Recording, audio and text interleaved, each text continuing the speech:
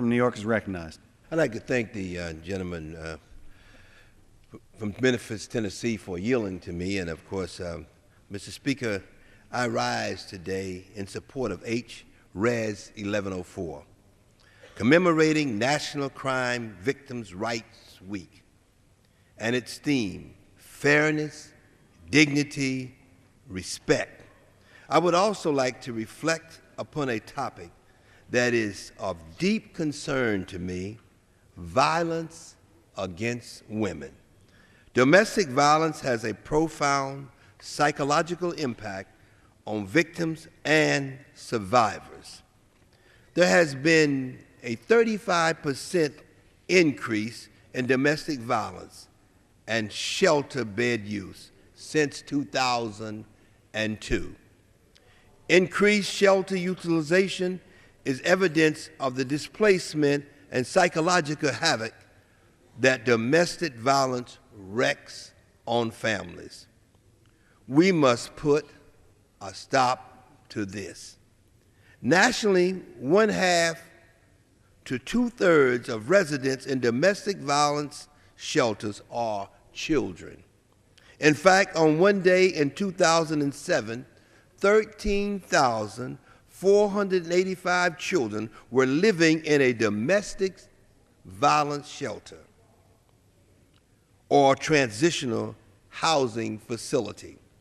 Another 5,526 sought services at non-residential programs.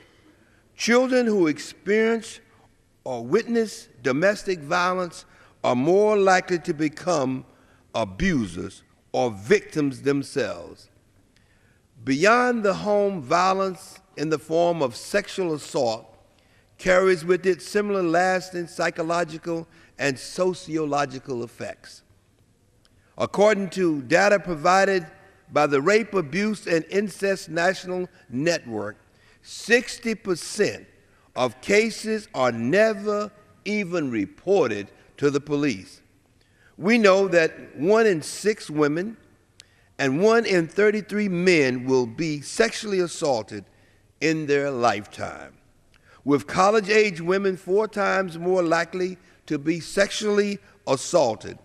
Both domestic violence and sexual assault have lasting implications on the lives of victims, survivors, and families.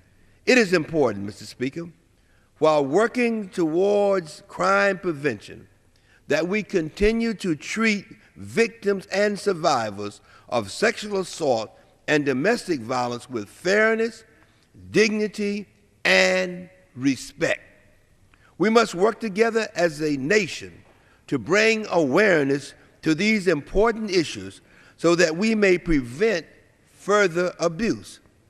Thank you, Mr. Speaker.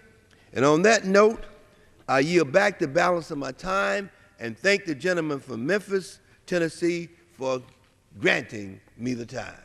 The gentleman yields back the balance of his time. The gentleman from Tennessee reserves. The gentleman from Texas is recognized.